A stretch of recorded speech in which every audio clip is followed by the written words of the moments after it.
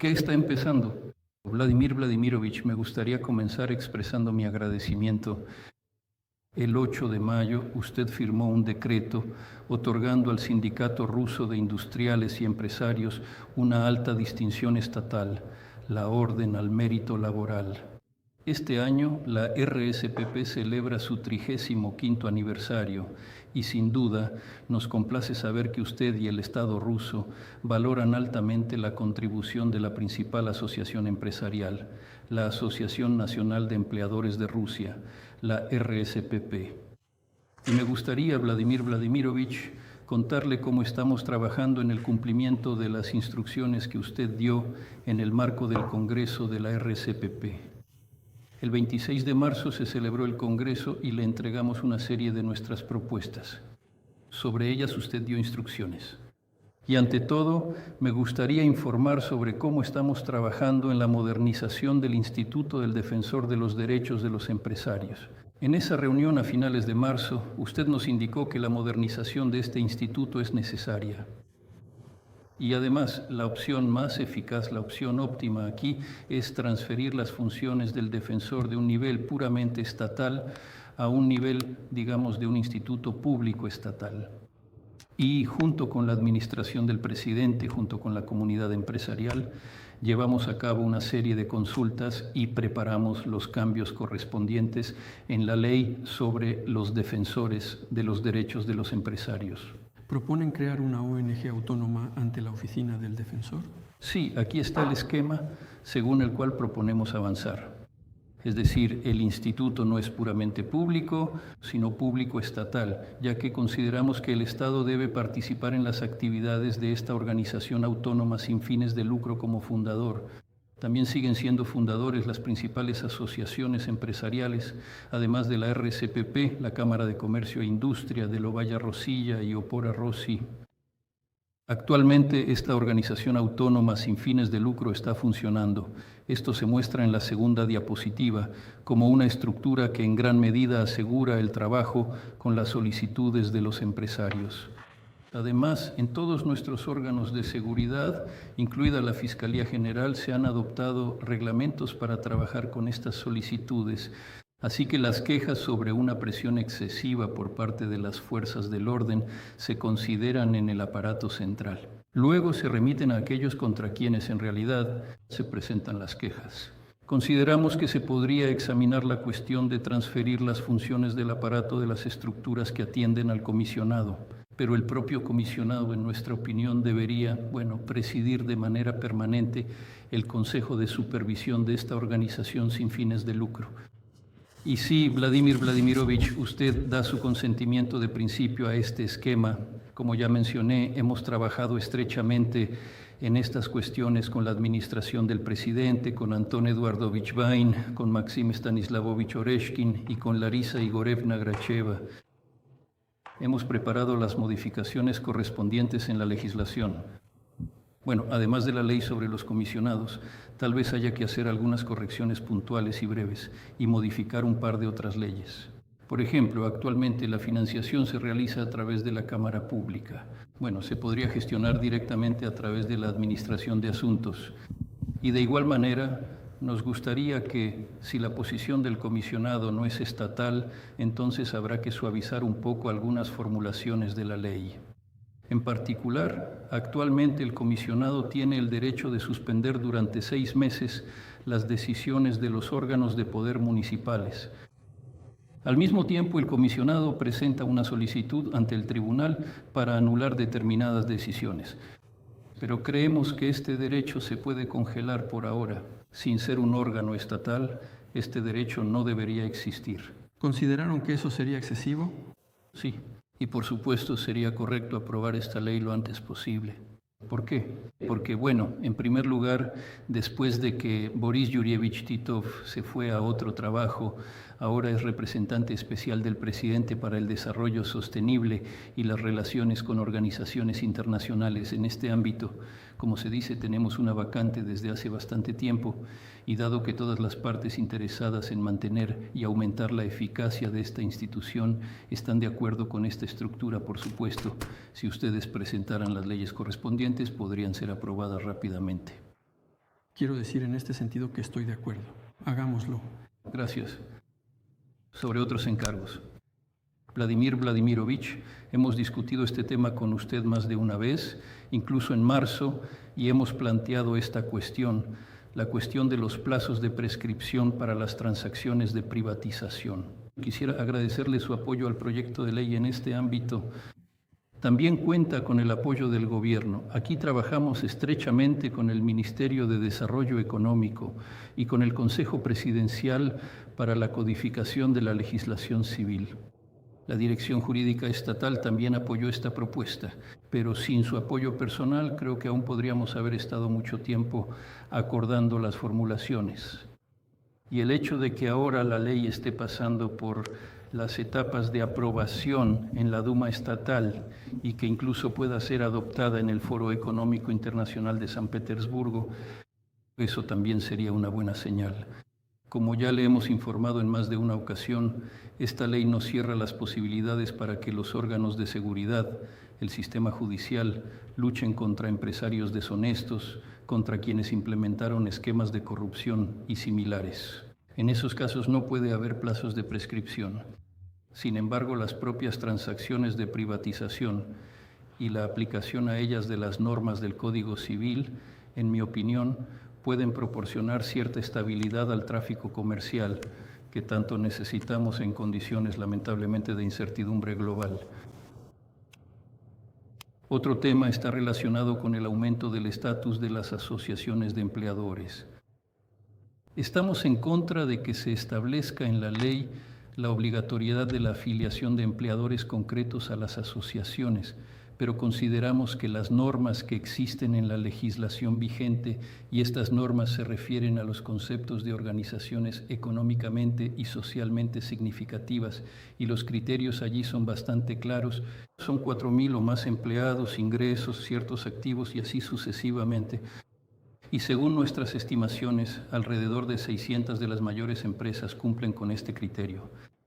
Consideramos que su incorporación a las asociaciones de empleadores regionales, sectoriales, intersectoriales o de ámbito nacional es un aumento de la responsabilidad social. Realmente son líderes de la economía, pero al mismo tiempo son líderes en negocios responsables. Creemos que la incorporación de estas organizaciones a la Asociación de Empleadores fortalecerá tanto a las propias asociaciones como a las empresas en términos de imagen y reputación, de lo cual solo saldrán beneficiadas. Y al mismo tiempo también nos gustaría construir un sistema de asociaciones de empleadores en el que cualquier asociación regional, sectorial y así sucesivamente tenga el derecho de unirse a asociaciones de un nivel superior. Se construirá una especie de sistema de asociaciones de empleadores interconectadas. Hay otro tema, volviendo a la protección de los derechos de los empresarios, que abordamos en marzo en el Congreso, en una reunión de un grupo más reducido. Se trata de cierto alivio en las medidas cautelares. En particular, entre las medidas cautelares, desde hace tiempo se viene promoviendo la idea de que la detención se utilice en menor medida y en mayor medida otras medidas cautelares que no impliquen la privación de libertad. Existen las instrucciones correspondientes. Ahora estamos intentando, junto con el Ministerio de Justicia, otras instituciones gubernamentales y la Administración, elaborar una interpretación unificada de conceptos como qué significa ejercer la dirección de una organización o qué significa que una organización comercial lleve a cabo actividades empresariales. Por eso, este es un aspecto clave, incluyendo su propuesta de introducir cambios en la legislación para que las medidas cautelares no obstaculicen la actividad económica y empresarial. Debemos definir claramente para que tanto los tribunales como las fuerzas del orden y los órganos de investigación tengan una comprensión uniforme de lo que esto significa. Nos gustaría plantear un tema. Se trata del uso de la fianza como medida cautelar. Aquí, por así decirlo, hemos desarrollado junto con el Gobierno y los órganos de seguridad, en mi opinión, una comprensión común. Consideramos que hasta ahora la fianza no se ha utilizado activamente como medida cautelar porque los tribunales no saben qué cantidad fijar. Se acordó que el monto de la fianza debe estar vinculado al tamaño del daño causado. Simultáneamente con la fianza, se pueden imponer otras medidas cautelares no relacionadas con la detención. Por ejemplo, la prohibición de salir del país o, por así decirlo, el aval. Es decir, se puede aplicar un conjunto de estas medidas de inmediato. Y hay también una serie de temas en los que estamos trabajando actualmente. En particular, se trata del mecanismo de interacción entre las empresas y el gobierno, los ministerios de defensa en particular en lo que respecta a la lucha contra los ataques terroristas. Las grandes empresas sin duda se preocupan, al menos todas las grandes compañías responsables lo hacen, tanto por la protección de sus instalaciones como por la protección del territorio donde operan. Pero algunas cuestiones requieren regulación. Están relacionadas con los mecanismos de provisión, digamos, de armamento, no solo, por así decirlo, armamento ligero de calibre 7.62, sino también armamento de mayor calibre. Esto incluye diversos sistemas de guerra electrónica, instalaciones láser y otros calibres, como ya mencioné. Además, el sector empresarial está dispuesto a financiar todo este trabajo. Se necesita algún tipo de mecanismo en el que los esquemas de financiación sean claros, por así decirlo. Puede ser algún tipo de fondo o puede ser otro tipo de financiación específica. Bueno, además también tenemos el problema, por así decirlo, relacionado con la incorporación de reservistas para la protección de estos objetos. Se ha tomado la decisión correspondiente, pero a menudo sucede que estos reservistas hoy están en un lugar y mañana en otro. Apenas empiezan, por así decirlo, a entender el objeto, ya surgen, como se dice, nuevas tareas, lo cual es completamente comprensible, por así decirlo. En cuanto a los aspectos puramente económicos, sin duda, a veces surgen retrasos en el cumplimiento de ciertas obligaciones empresariales, incluso en el marco de las medidas de apoyo estatal. Y por supuesto no quisiéramos que durante el periodo de restauración de los objetos, cuando, por así decirlo, las empresas se ven obligadas a gastar tanto tiempo como dinero en su recuperación, digamos, se les impongan algún tipo de sanciones. Por eso aquí, por supuesto, también nos gustaría tener algún tipo de esquema, por así decirlo, en el que estas sanciones administrativas no se apliquen o se otorguen prórrogas para, digamos, el pago de ciertos impuestos, y así sucesivamente.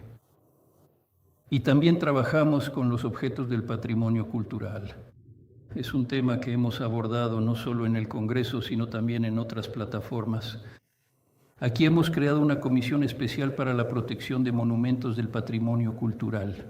Ahora probablemente vamos a elaborar un registro de aquellos objetos con los que las empresas ya están trabajando y también analizaremos cómo incentivar a las empresas para que lleven a cabo este trabajo de manera más activa.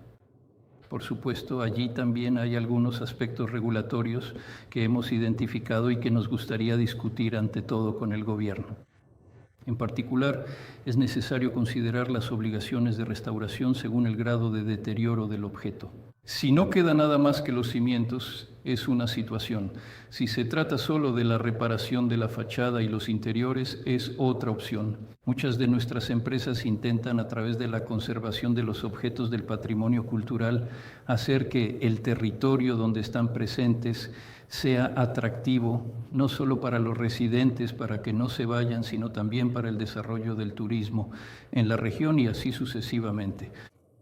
En diciembre, cuando nos reunimos con el sector empresarial, Vladimir Vladimirovich, discutimos los problemas de ecología, los pagos por el impacto negativo en el medio ambiente en particular. Debo informar que usted dio un impulso muy positivo.